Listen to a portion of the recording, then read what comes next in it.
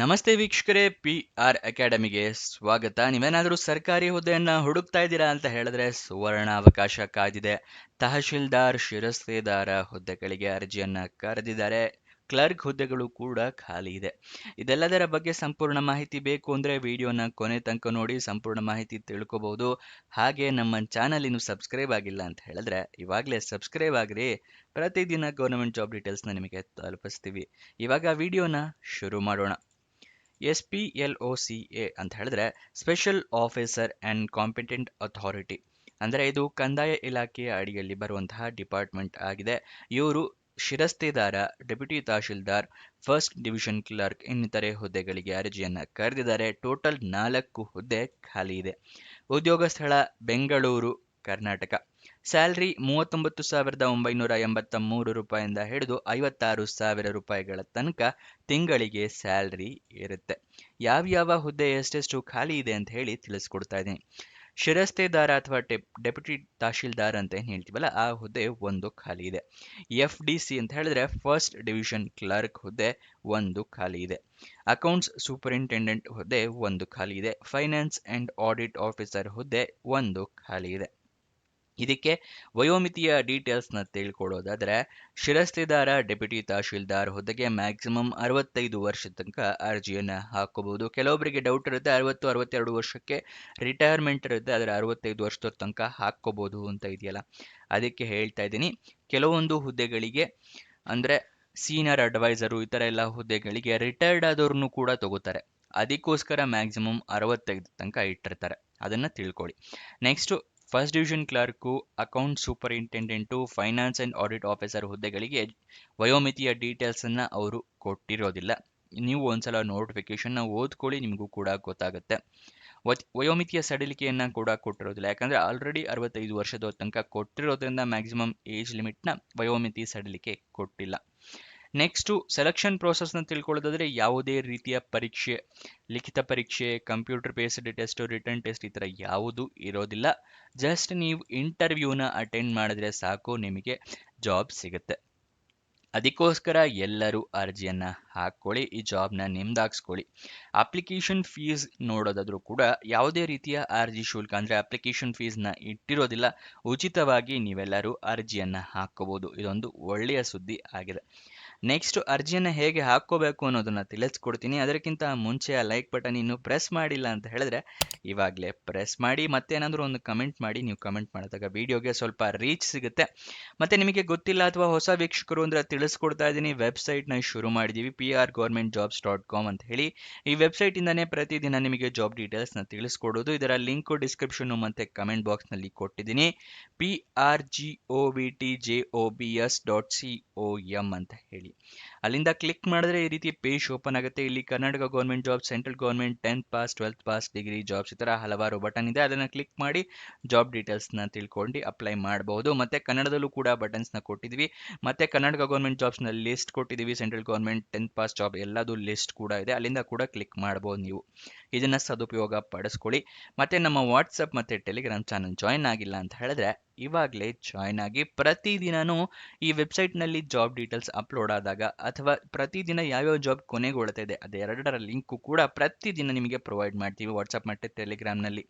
ಇದರ ಲಿಂಕು ನಿಮಗೆ ಡಿಸ್ಕ್ರಿಪ್ಷನಲ್ಲಿ ಕೊಟ್ಟಿದ್ದೀನಿ. ಅಥವಾ ಈ ವೆಬ್ಸೈಟ್ನಲ್ಲೂ ಕೂಡ ಈ ರೀತಿ ಬಟನ್ಸ್ ಇದೆಯಲ್ಲ, ವಾಟ್ಸಪ್ ಮತ್ತು ಟೆಲಿಗ್ರಾಮ್ ಅಂತ, ಇಲ್ಲಿಂದ ಕೂಡ ಕ್ಲಿಕ್ ಮಾಡಿ ನೀವು ವಾಟ್ಸಪ್ ಟೆಲಿಗ್ರಾಮ್ನ ಜಾಯ್ನ್ ಆಗ್ಬೋದು. ಇವಾಗ ಜಾಬ್ ಡೀಟೇಲ್ಸ್ನ ಮುಂದುವರಿಸೋಣ. ಯಾವ್ಯಾವ ಹುದ್ದೆಗೆ ಎಷ್ಟೆಷ್ಟು ಸ್ಯಾಲ್ರಿ ಇದೆ ಅಂತ ತಿಳಿಸ್ಕೊಡ್ತಾ ಇದ್ದೀನಿ. ಶಿರಸ್ತೇದಾರ ಅಥವಾ ಡೆಪ್ಯೂಟಿ ತಹಶೀಲ್ದಾರ್ ಹುದ್ದೆಗೆ 55,000 ರೂಪಾಯಿ ಸ್ಯಾಲ್ರಿ ಇದೆ. ಫಸ್ಟ್ ಡಿವಿಷನ್ ಕ್ಲರ್ಕ್ ಹುದ್ದೆಗೆ 39,983 ರೂಪಾಯಿ ಸ್ಯಾಲ್ರಿ ಇರುತ್ತೆ. ಅಕೌಂಟ್ಸ್ ಸೂಪರಿಂಟೆಂಡೆಂಟ್ ಹುದ್ದೆಗೆ 56,000 ರೂಪಾಯಿ ಸ್ಯಾಲ್ರಿ ಇರುತ್ತೆ. ಫೈನಾನ್ಸ್ ಆ್ಯಂಡ್ ಆಡಿಟ್ ಆಫೀಸರ್ ಹುದ್ದೆಗೆ 50,000ರಿಂದ 55,000 ರೂಪಾಯಿ ಸ್ಯಾಲ್ರಿ ಇರುತ್ತೆ. ಅರ್ಜಿಯನ್ನು ಹೇಗೆ ಹಾಕ್ಕೋಬೇಕು ಅಂತ ಹೇಳಿ ತಿಳಿಸ್ಕೊಡ್ತೀನಿ. ಆದರೆ ಅರ್ಜಿ ಹಾಕೋಕ್ಕೂ ಮುಂಚೆ ನೋಟಿಫಿಕೇಷನ್ನ ಸಂಪೂರ್ಣವಾಗಿ ಓದ್ಕೊಳ್ಳಿ. ಏನೇನು ಎಲಿಜಿಬಿಲಿಟಿ ಕ್ರೈಟೀರಿಯಾ ಇದೆ ಅಂತ ತಿಳ್ಕೊಂಡ ನಂತರ ಅರ್ಜಿಯನ್ನು ಹಾಕ್ಕೊಳ್ಳಿ. ಒಂದೇ ಒಂದು ಎಲಿಜಿಬಿಲಿಟಿ ಕ್ರೈಟೀರಿಯಾ ಮಿಸ್ ಮಾಡಿದ್ರೂ ಕೂಡ ನಿಮಗೆ ಜಾಬ್ ಸಿಗೋದಿಲ್ಲ. ಅಪ್ಲಿಕೇಶನ್ ರಿಜೆಕ್ಟ್ ಆಗೋ ಚಾನ್ಸಸ್ ಜಾಸ್ತಿ ಇರುತ್ತೆ. ಅದಕ್ಕೋಸ್ಕರ ಪ್ರತಿಯೊಂದು ಜಾಬಿಗೂ ಓದ್ಕೊಳ್ಳಿ ಅಂತ ಹೇಳೋದು. ಇದನ್ನು ಹೇಗೆ ಡೌನ್ಲೋಡ್ ಮಾಡ್ಕೋಬೇಕು ಅನ್ನೋದನ್ನು ಕೂಡ ತಿಳಿಸ್ಕೊಡ್ತೀವಿ. ಈ ವಿಡಿಯೋನ ಕೊನೆ ತನಕ ನೋಡಿ. ಮತ್ತು ನೀವು ನಿಮ್ಮ ರೆಸ್ಯೂಮಿನಲ್ಲಿ ಇಮೇಲ್ ಐ ಡಿ ಮೊಬೈಲ್ ನಂಬರ್ನ ಕರೆಕ್ಟಾಗಿ ಮೆನ್ಷನ್ ಮಾಡಿ. ಇಲ್ಲ ಅಂತ ಹೇಳಿದ್ರೆ ನಿಮಗೆ ಜಾಬ್ ಸಿಕ್ಕರೂ ಕೂಡ ಗೊತ್ತಾಗಲ್ಲ. ಅವರು ಜಾಬ್ ಸಿಕ್ಕಿದ ಮೇಲೆ ನಿಮಗೆ ಇಮೇಲ್ ಅಥವಾ SMS ಮುಖಾಂತರ ಜಾಬ್ ಡೇಟ್ ಅಂದರೆ ನಿಮಗೆ ಸಿಕ್ಕಿದೆ ಅಂತ ಹೇಳಿ ಇನ್ಫಾರ್ಮ್ ಮಾಡ್ತಾರೆ. ಅದಕ್ಕೋಸ್ಕರ ಯಾವ್ಯಾವ ಡಾಕ್ಯುಮೆಂಟ್ಸ್ ಬೇಕು ಅಂತ ಹೇಳಿ ತಿಳಿಸ್ಕೊಡ್ತಾ ಇದ್ದೀನಿ. ಮೊದಲನೇದಾಗಿ ID proof, Aadhaar card, voter ID ಅಥವಾ ಪಾನ್ ಕಾರ್ಡ್, ಎಜುಕೇಷನ್ ಕ್ವಾಲಿಫಿಕೇಷನ್ಗೆ ನಿಮ್ಮ ಮಾರ್ಕ್ಸ್ ಕಾರ್ಡು, ಸರ್ಟಿಫಿಕೇಟ್ಸು, ನಿಮ್ಮ ಪಾಸ್ಪೋರ್ಟ್ ಸೈಜ್ ಫೋಟೋಗ್ರಾಫು, ಏಜ್ ಪ್ರೂಫ್ಗೆ SLC ಮಾರ್ಕ್ಸ್ ಕಾರ್ಡ್ ಅಥವಾ date of birth certificate, experience ಇದ್ದರೆ ಎಕ್ಸ್ಪೀರಿಯನ್ಸ್ ಸರ್ಟಿಫಿಕೇಟ್. ಇದೆಲ್ಲದನ್ನು 2 ಸೆಟ್ ಜೆರಾಕ್ಸ್ ಕಾಪಿ ಮಾಡಿ ಇಟ್ಕೊಂಡಿರಿ. ಗೊತ್ತಾಯ್ತಲ್ವಾ? ನೆಕ್ಸ್ಟ್ ನೀವು ಅರ್ಜಿಯನ್ನು ಹೇಗೆ ಹಾಕೋಬೇಕು ಅಂತ ಹೇಳಿದ್ರೆ ನಿಮ್ಮ ರೆಸ್ಯೂಮೆ ಕೂಡ ಬೇಕಾಗುತ್ತೆ ಡಾಕ್ಯುಮೆಂಟ್ನಲ್ಲಿ. ಇದಿಷ್ಟನ್ನು ಆ ಡಾಕ್ಯುಮೆಂಟ್ಸ್ ಜೊತೆಗೆ ನೀವು ಕಚೇರಿಯಲ್ಲಿ ಕೊಡಬೇಕಾಗುತ್ತೆ. ಯಾವ ಕಚೇರಿ ಅಂತಲೂ ಕೂಡ ತಿಳಿಸ್ಕೊಡ್ತೀನಿ. ಮತ್ತು ನೀವು ರೆಸ್ಯೂಮ್ನಲ್ಲಿ ಎಲ್ಲ ಡೀಟೇಲ್ಸ್ ಕರೆಕ್ಟ್ ಆಗಿದೆಯಾ ಅಂತ ಹೇಳಿ ಚೆಕ್ ಮಾಡ್ಕೊಳ್ಳಿ, ಆಮೇಲೆ ಅಲ್ಲಿ ಕೊಡಿ. ಯಾವ ಅಡ್ರೆಸ್ಸಿಗೆ ಕೊಡಬೇಕು ಅಂತ ಹೇಳಿ ತೋರಿಸ್ತಾ ಇದ್ದೀನಿ. Office of the special officer and competent authority, IMA and other company fraud cases. ಅಂದರೆ ಈ ಫ್ರಾಡ್ ಕೇಸಸ್ನ ಅಂದರೆ ಕಂದಾಯ ಇಲಾಖೆ ಇದಲ್ವಾ, ಅದಕ್ಕೆ ಈ ಫ್ರಾಡ್ ಕೇಸಸ್ಗಳನ್ನ ಅವರು ನೋಡ್ಕೋತಾರೆ. ಅಂದರೆ ಯಾವುದು ಫ್ರಾಡ್ ಆಗದೆ ಇರೋ ಥರ ಕಂದಾಯ ಇಲಾಖೆಯಿಂದ ಆ ಡಿಪಾರ್ಟ್ಮೆಂಟ್ನದು. Podium block, 3rd floor, Visvesvaraya tower, Bengaluru 560001. ಈ ಅಡ್ರೆಸ್ಸಿಗೆ ನೀವು ಅರ್ಜಿಯನ್ನು ತಲುಪಿಸಬೇಕಾಗುತ್ತೆ. ಅಪ್ಲಿಕೇಶನ್ ಓಪನ್ ಆಗಿದ್ದ ದಿನಾಂಕ 25 ನವೆಂಬರು, ಕೊನೆ ದಿನಾಂಕ ಇರೋದು 6 ಡಿಸೆಂಬರ್ 2025. ಅಷ್ಟರ ಒಳಗಡೆ ನೀವು ಅರ್ಜಿ ತಲುಪೋ ಥರ ವ್ಯವಸ್ಥೆ ಮಾಡ್ಕೋಬೇಕಾಗುತ್ತೆ. ನೋಟಿಫಿಕೇಶನ್ ಡೌನ್ಲೋಡ್ ಮಾಡೋದು ತಿಳಿಸ್ಕೊಡ್ತಾ ಇದ್ದೀನಿ. ಡಿಸ್ಕ್ರಿಪ್ಷನ್ನು ಮತ್ತು ಕಮೆಂಟ್ ಬಾಕ್ಸ್ನಲ್ಲಿ 2ನೇ ಲಿಂಕ್ನ ಕ್ಲಿಕ್ ಮಾಡಿದ್ರೆ ಈ ಶಿರಸ್ತೆದಾರ ಜಾಬ್ ಡೀಟೇಲ್ಸ್ ಓಪನ್ ಆಗುತ್ತೆ. ಸ್ಕ್ರೋಲ್ ಡೌನ್ ಮಾಡಿ ಫುಲ್ ಕೆಳಗಡೆ ಬನ್ನಿ, ಶಾರ್ಟ್ ನೋಟಿಫಿಕೇಶನ್ ಅಂತಿದೆ, ಪಕ್ಕದಲ್ಲೇ ಕ್ಲಿಕ್ ಹಿಯರ್ ಅನ್ನೋದನ್ನು ಕ್ಲಿಕ್ ಮಾಡಿ. ನಿಮಗೆ ನೋಟಿಫಿಕೇಶನ್ ಓಪನ್ ಆಗುತ್ತೆ. ಇಲ್ಲಿ ನೋಡಿ, ಕಂದಾಯ ಇಲಾಖೆ ವಿಶೇಷಾಧಿಕಾರಿ ಮತ್ತು ಸಕ್ಷಮ ಪ್ರಾಧಿಕಾರದವರು ಕಾರ್ಯಾಲಯದವರು ಹುದ್ದೆಗಳಿಗೆ ಅರ್ಜಿಯನ್ನು ಕರೆದಿರ್ತಾರೆ. IMA ಹಾಗೂ ಇತರೆ ಕಂಪನಿ ವಂಚನೆ ಪ್ರಕರಣಗಳು ಈ ಡಿಪಾರ್ಟ್ಮೆಂಟಿಂದ ಹುದ್ದೆಗೆ ಕರೆದಿದ್ದಾರೆ. ಇದೇ address podium block 3rd floor Visvesvaraya ಗೋಪುರ, ಈ ಅಡ್ರೆಸ್ಸಿಗೆ ಕಳಿಸ್ಕೊಡ್ಬೇಕಾಗುತ್ತೆ. ಇಲ್ಲಿ ನಂಬರ್ ಕೂಡ ಕೊಟ್ಟಿದ್ದಾರೆ. ನಿಮಗೇನಾದ್ರು ಡೌಟ್ಸ್ ಇದ್ದರೆ ಈ ನಂಬರಿಗೆ ಕಾಲ್ ಮಾಡಿ ಡೀಟೇಲ್ಸ್ನ ತಿಳ್ಕೊಬಹುದು.